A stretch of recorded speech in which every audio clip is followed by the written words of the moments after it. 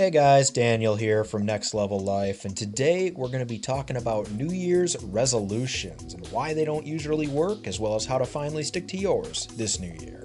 So 2017 has just begun, and naturally, I found myself looking back at 2016 and thinking, man, I gotta do better in 2017. And if you're like me, you already know the feeling. There's so many things you want to accomplish when the new year begins. Maybe it's quitting smoking, or working out a couple times a week, or eating healthier. Maybe it's getting out of debt, and maybe it's all the above. But that's really the problem, isn't it? We get all psyched up to do all these great things that'll change our lives, and then by February, we've lost all our motivation.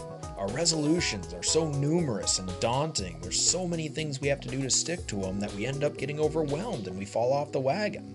Or at least that's how it usually went for me, but recently I've found a better way to approach this whole New Year's resolution thing. And it's actually quite simple. You've just got to focus on the one thing. The One Thing is a book written by Gary Keller that admittedly isn't focused on sticking to things like your New Year's resolutions, but it does cover some ideas that actually proved extremely helpful for me when I was struggling to stick to mine. The first idea is to focus. And as I mentioned before, many of us, myself included in the past, start the year with several different things we want to accomplish, and we try and do them all at once and then eventually run out of energy and not actually accomplish anything. So the trick is to focus on one resolution at a time. Now, I know you're probably thinking to yourself, hey Daniel, I tried that and it didn't work any better. I'd be killing it during January like usual, but then again by February, I'd run out of steam, and then this year I'm back to square one. I completely understand. I've been there myself, like I said, but stick with me. I think I can fix that.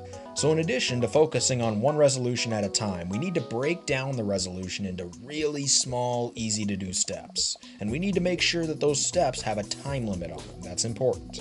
Now I'm going to use getting out of debt as an example, because it's one thing that I've actually managed to do, but you can apply these principles to just about any resolution you have. So obviously the secret to getting out of debt is to live within your means and stop spending money you don't have. It's nothing new. I'm not going to claim there is anything new there, but here's the thing.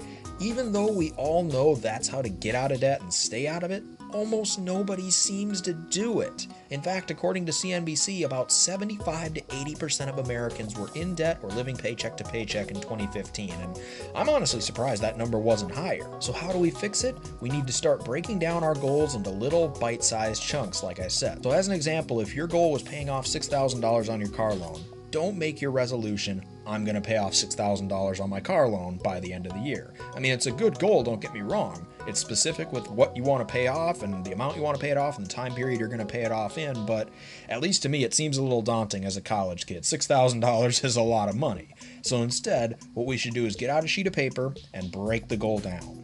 Alright, I've put up a slightly modified version of a figure from the book. Feel free to follow along with me. You can pause the video if you need to, but in this example, as we said, we're paying off $6,000 on our car loan in a year. So that's our 1 year goal, which means we have to pay off about $5,000 a month. At this point, some of you may be thinking, yeah, but if I'm already living paycheck to paycheck, how in the heck am I going to come up with an extra $500 a month?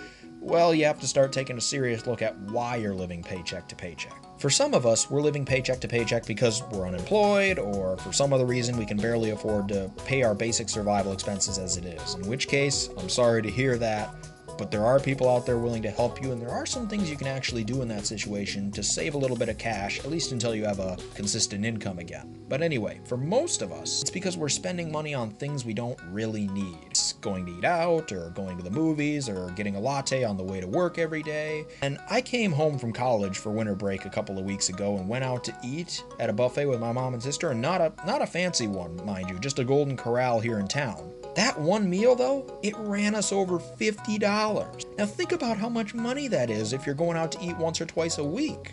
And heck, if you add in those daily lattes, you're already pretty close to that $500 a month just from not eating out.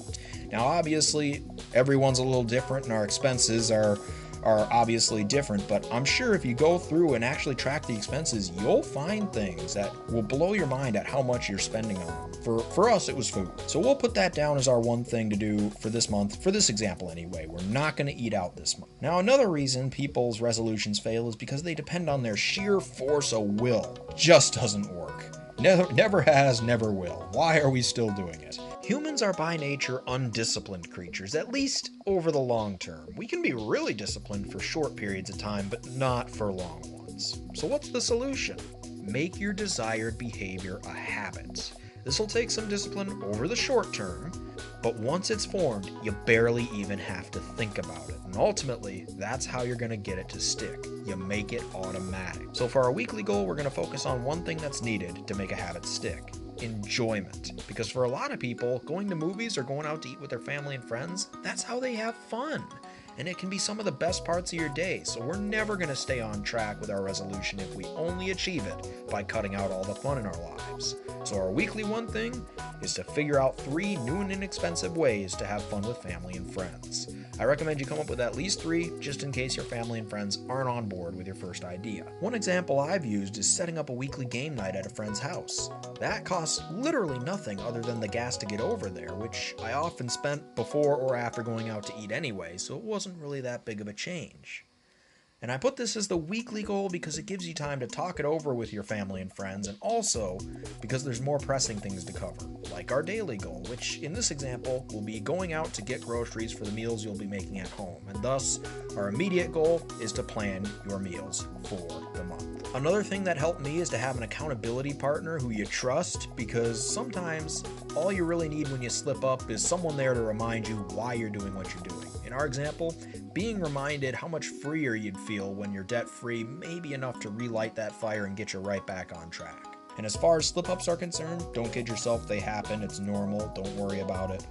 My advice would be obviously to not beat yourself up, just recognize you made a mistake, maybe laugh about it, and go right back to doing things the way you planned. And when you do meet a goal, even if it isn't the last one, say if you hit that $500 a month goal, it's a great accomplishment. Celebrate it. It'll make you feel good and motivate you to keep going. And now the interesting thing about all this is that the effect of this process often seems to touch other parts of your life as well. Because I mean, you think about it, the only thing you're doing to get out of debt is to not eat out.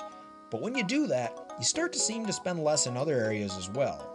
If you're not picking up that latte every morning, for example, you're also probably not buying that $8 lunch combo at Starbucks. And if you're deliberately planning your meals, you generally spend less on groceries because you're really thinking through each step of the process, down to each ingredient. And it may translate into you having an easier time not falling for those impulse buys you see at the cash register. That's how it happened for me anyway. I was able to say, nope, it wasn't on the list, I'm not getting it. It's actually quite amazing, and I tell you, there are few feelings better on this earth than looking back at your progress and realizing, wow, I really did it. I really paid off that car loan. That's incredible. Because that self-esteem and confidence that you get from that carries forward into the other areas of your life. It's kind of like what the book talks about with dominoes. It says that if you set up a bunch of dominoes of different sizes, with the smallest at the start and the largest at the end, and you knock over that smallest domino, its momentum will allow it to knock over a bigger domino, which knocks over a bigger domino until they all fall down. In our example, the smallest domino would be a metaphor for the car loan you're paying off. You keep chipping and chipping and chipping away at that debt until it's gone, and then you can put that extra money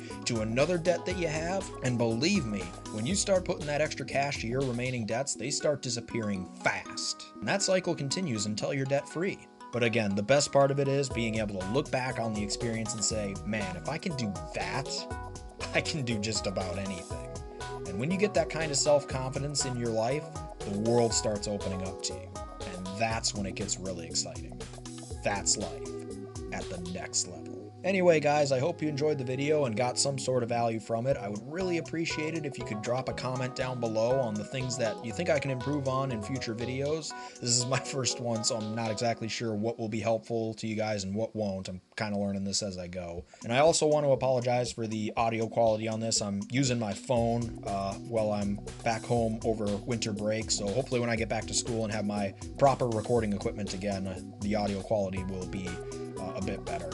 And if you like this content and want to see more, be sure to subscribe. I've got a lot of great stuff planned for the future. But that'll do it for this video. I wish you all the best of luck in 2017. I hope it's been going great for you guys so far. And remember, don't let anyone stop you from taking your life to the next level. Get out there and crush it.